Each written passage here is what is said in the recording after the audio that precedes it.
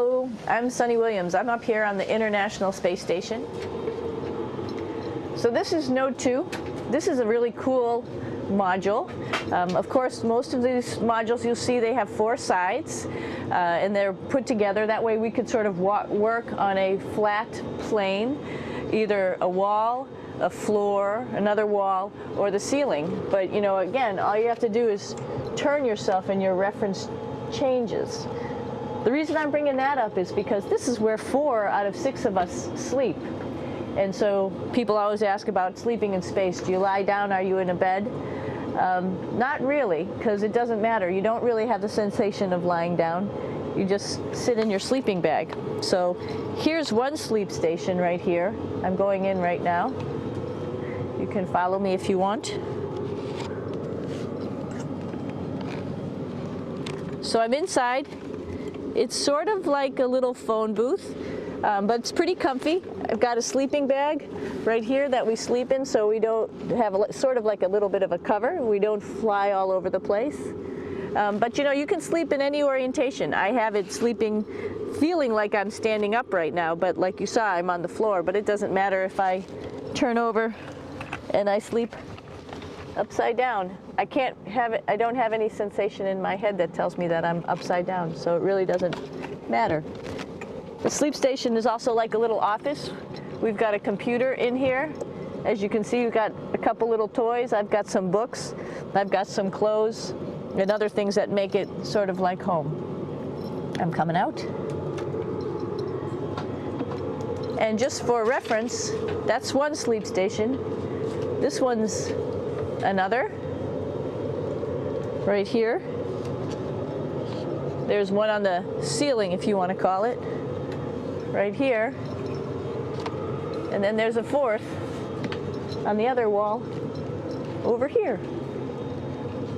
So all of us sleep in a little bit of a circle.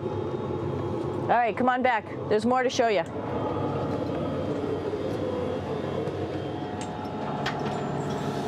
I know that there's some questions about how to use the bathroom and how do you actually live in space like normal, like at home. I mentioned real quickly about getting up in the morning and brushing your teeth and washing your face. Well, how do you do that? Well, here is the bathroom essentially. You get up in the morning and we have a little kit and it has all the essential things that you need, like your toothbrush and toothpaste and brush. See how much better the brush makes my hair look? I'm just joking. It still stands up straight. It doesn't matter where you are. It's always going to stand up straight while you're up in space. A lot of people ask about toothbrush and toothpaste. So, luckily enough, toothpaste, you can do it upside right this way, is sticky, and so it sticks to your toothbrush. No problem. Another cool thing is that water sticks to your toothbrush too. If you can see it, I'll have some water come out. The water is pretty neat up in space. It'll stick to your toothbrush and it will make a big bubble, and that's just by surface tension. And then you can drink it. So a lot of people ask about what do you do with the toothpaste after you brush your teeth.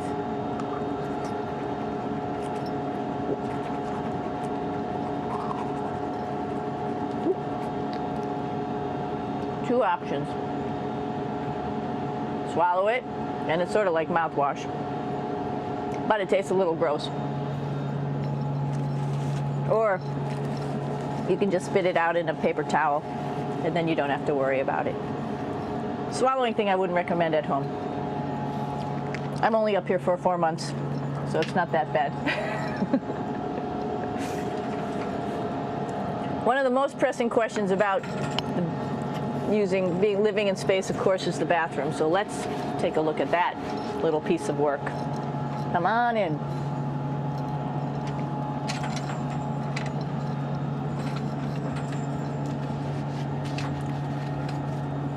Here we are at the throne. This is awesome. You might see the little You might have noticed the little moon on the outside. This is our orbital outhouse right here.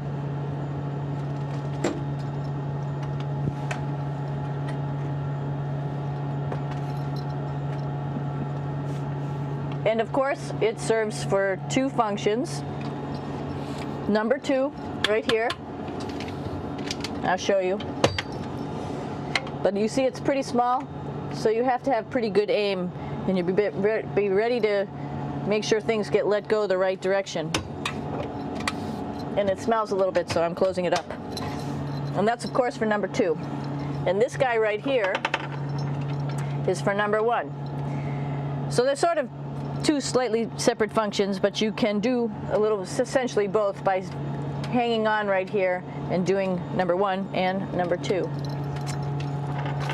I might add it's color coded, so you really don't get it mixed up, which is nice. This is yellows for number one.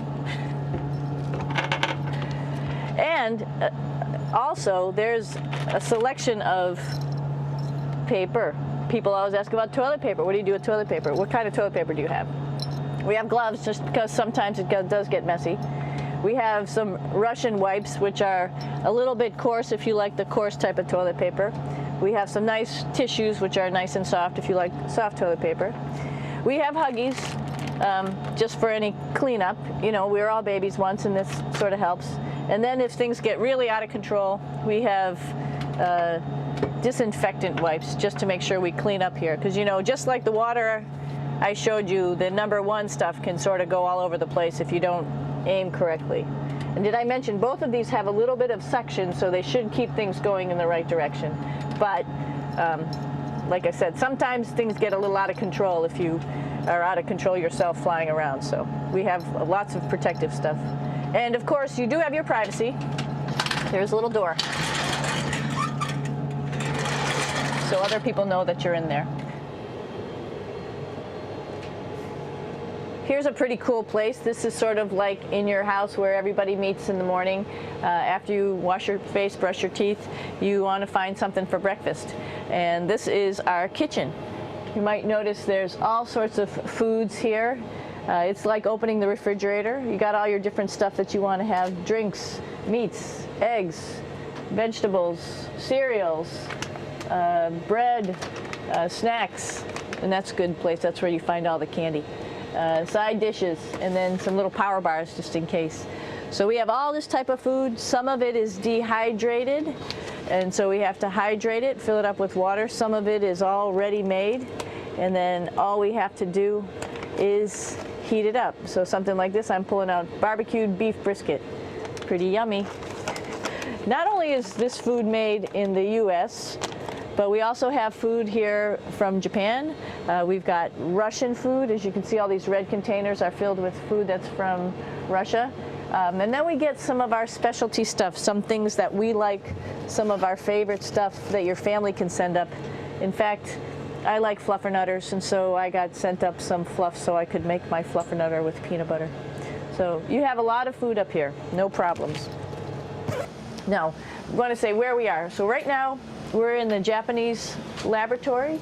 It's one laboratory out of many here on the International Space Station. It's actually on the left-hand side. If I was International Space Station and I was flying through space like this, my left hand would be where the Japanese laboratory is.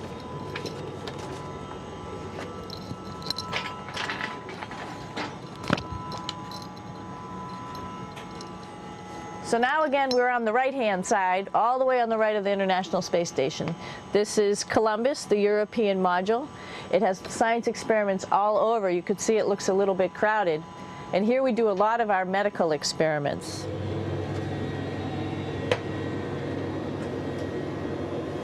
Here we are in the US laboratory. Again, this is a laboratory with science experiments on all of the walls here, all sorts of stuff that we do. And one of the things we also do is we exercise. We have some exercise equipment on board the space station. We need to do that because we lose bone density and muscle mass while we're up here, and that's a result of not having to fight against gravity. So how we keep ourselves in shape are with a bike, a treadmill, and a weightlifting machine. This is the bike. You notice the clip pedals? So all you need to do is actually clip your feet in, and then you can start pedaling. You don't need a seat because you don't sit down. Actually, I haven't sat down for 6 months now, so you don't need any type of seat. Just make sure you're held in with your pedals. You probably see that the bike bounces around a little bit. As I move it, it's not steady and held to the wall firmly. And the reason for that is the space station is pretty big. You saw that there's also solar arrays on the space station. If we start putting any forces into the space station, it's going to make those solar arrays bounce around a little bit. So to prevent that, the machines bounce around a little bit, move around a little bit, and that way we don't put any forces onto the structure of the spacecraft out to the solar arrays. All right, a little farther on. Come on.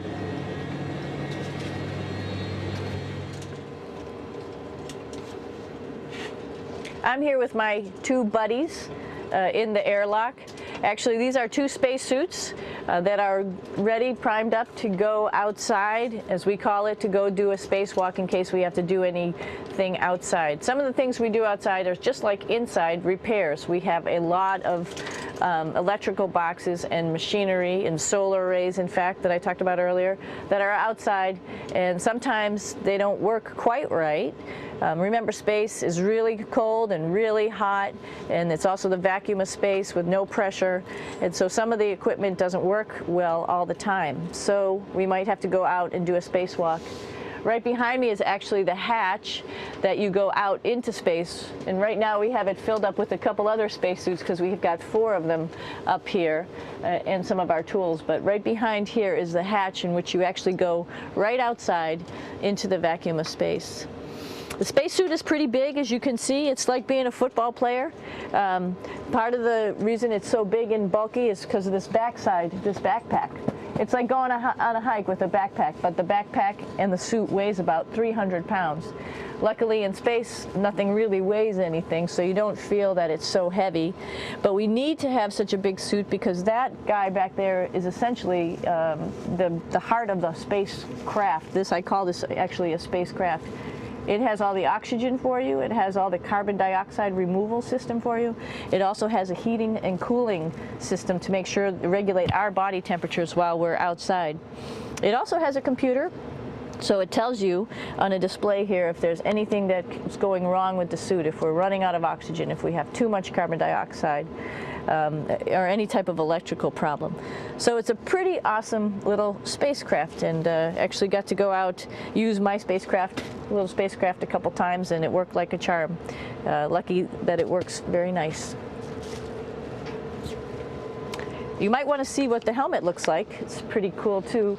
We don't usually go out like this, so you usually can see when the helmet's open. So you can see what it looks like inside. Somebody's little head would be inside of here. So you can see, you can turn your head all the way around while you're inside of there, but the helmet stays still. So that's determines how far you could see. And it's usually pretty sunny out there, so we have to wear our sunglasses, and this is our sunglasses right here, which make you look pretty cool.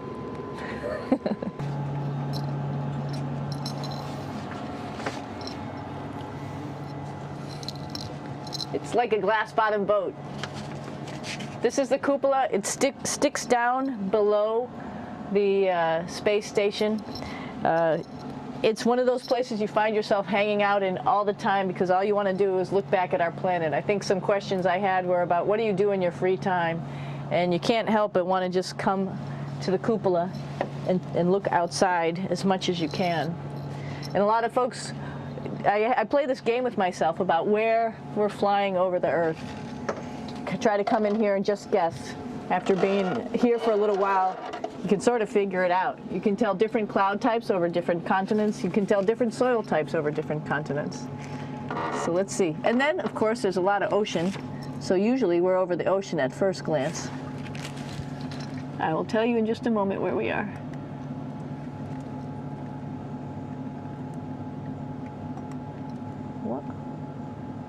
There we go.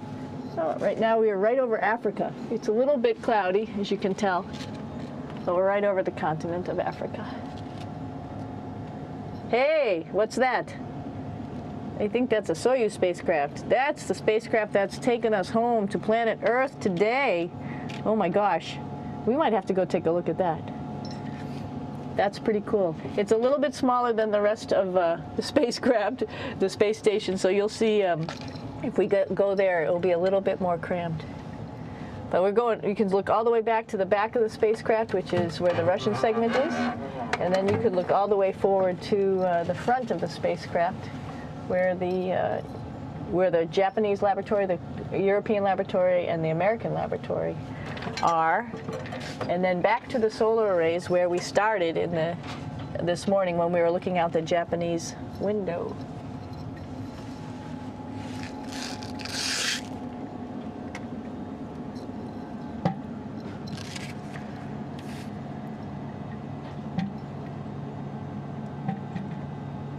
So other questions that were here are, what would you recommend as a job, and to what type of person would want to be an astronaut? I think people who would like to explore, of course people who like math and science, that's what this is all about.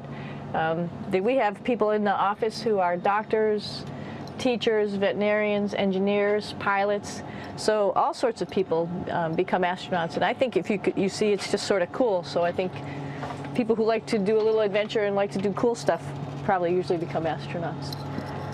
Hey, one thing I didn't show you, or I talked about but I didn't show you, was the exercise, another piece of exercise device, which is the advanced resistive exercise, and that's what this is right here. This is ARED, and you could probably see this bar.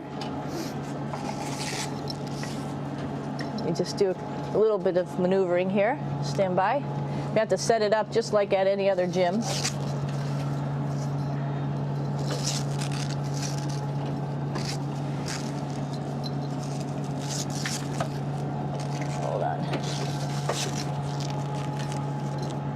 Show you how this works.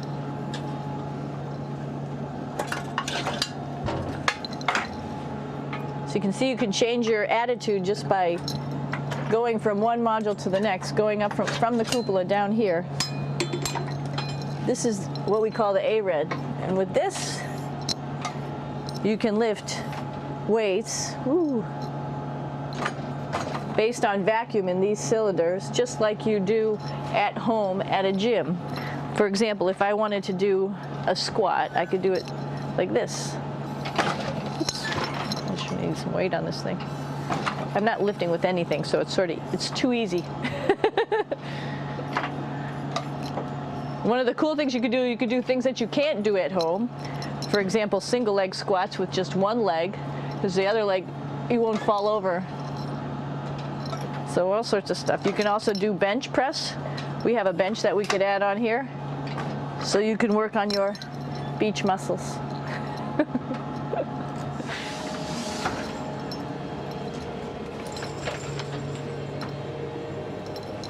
Hey, Aki, what are you doing down there? Crashing things. This is one of the cool things about space, too. It sort of looks like there's a big old hole here, but you don't even think twice about it. You could just jump over the hole, or if you want, you can go jump into the hole. I'm coming down. Woo!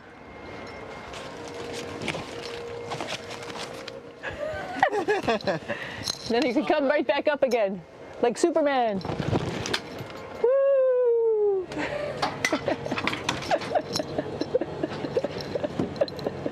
We're lucky we have a really cool big space station that you can fly around in. That's actually called the PMM. You might have saw it out the window. It's a big silver canister. What's really great about that is it's essentially our closet in our pantry, or whatever you want to call it. We have extra food down there, we have extra clothes, we actually throw the trash out down there. So it's nice and organized, and we have all of our stuff that we need while we're working in all these other modules all stowed in this location down here. And it's a lot of fun to play in. So we're going into the Russian segment. Be ready. You don't need a passport either.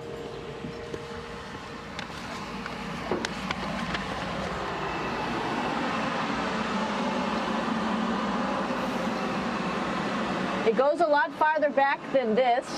We'll go take a trip and say hello to the boys down there in just a minute. Well, let's do that first, actually, and then we'll go down to the Soyuz at the very end. This is Yevgeny. Hi. Doing a little tour.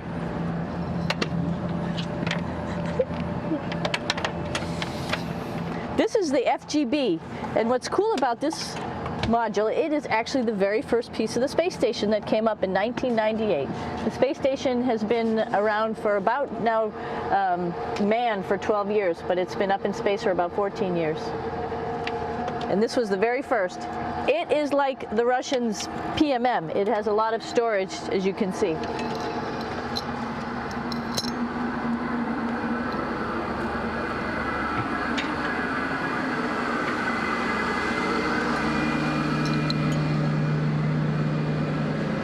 Можно? Снимаем.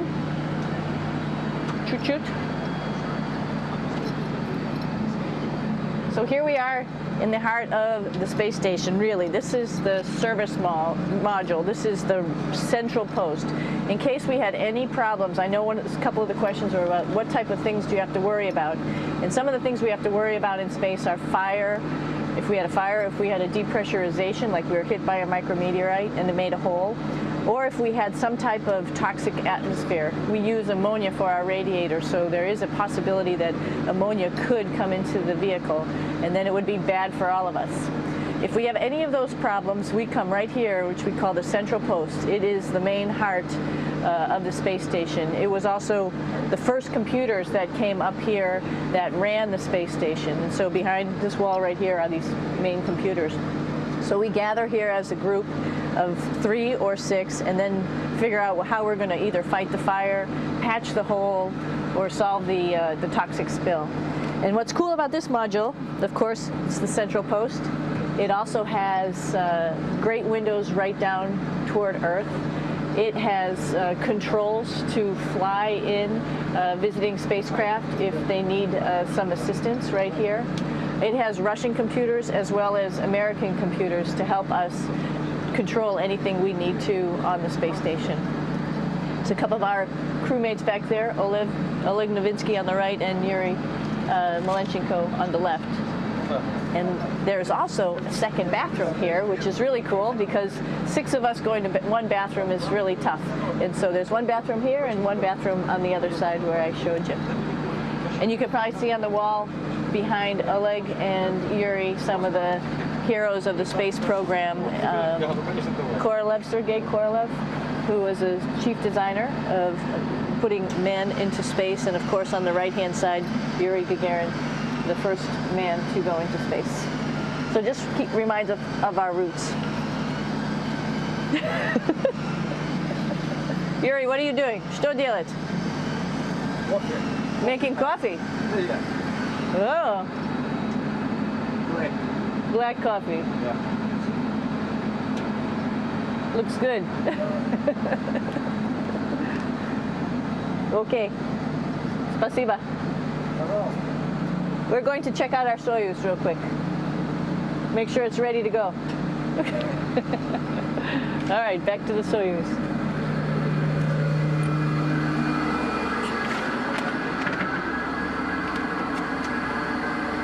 I'm going to stop here just for a quick second. You can see on the Russian spacecraft there's also other modules that stick out, down, and above.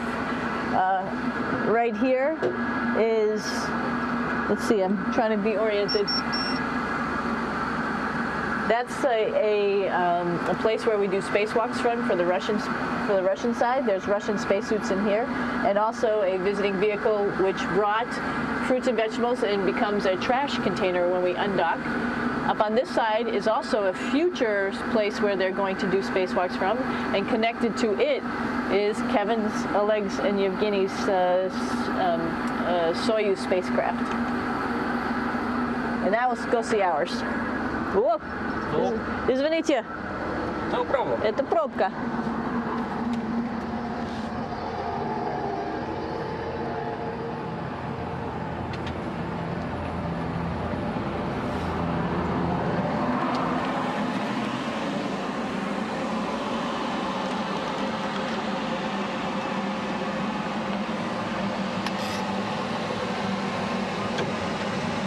Coming down.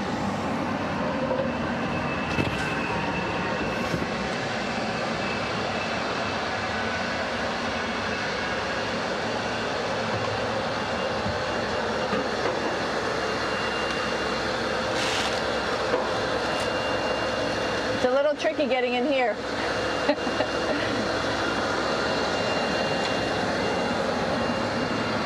This is the docking probe right here, this big thing. This helps us connect to the spacecraft.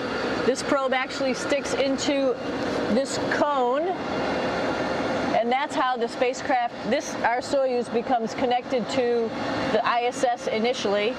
That is then replaced by clamps, which are around here, that will allow the two spacecraft to be stuck together. And then you can remove the probe and the cone.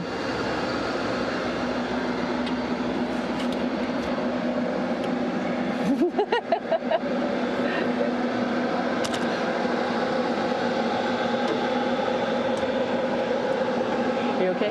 All right, so here we are in the Soyuz. This is what we call the BEO, the living compartment, bytovой отсек in Russian. It also has a little bathroom. It's not as good as the other bathrooms, so we try not to use it too much. It has drinking water in it if we need something to drink. And then, of course, it's filled up with a lot of cargo for us.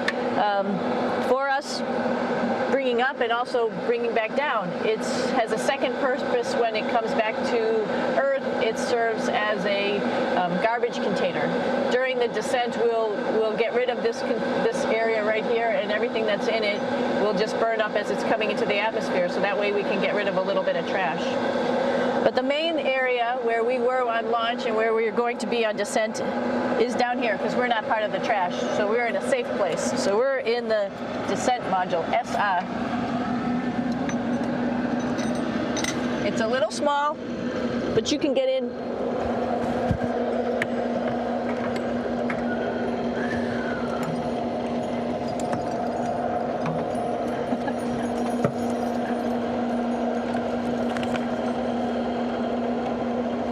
Not sure how well you could see in here. Hold on for a second. I'm going to turn it up this way, just so you could see the hatch and you could see Kevin. It's a little bit small, but we'll come in and show you around. You coming in? Probably not. Okay.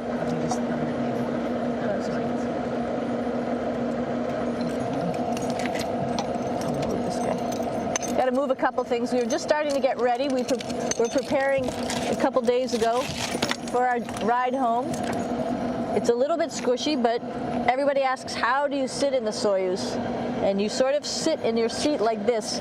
The seat is molded to your body, and so you can just sort of squish in here and be pretty relaxed. Everybody has a handmade seat for them.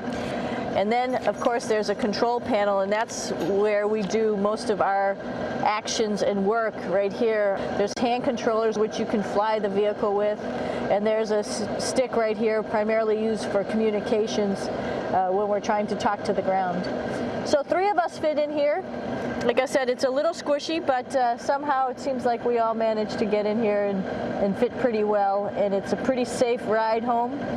You're probably wondering, what's all this junk behind us?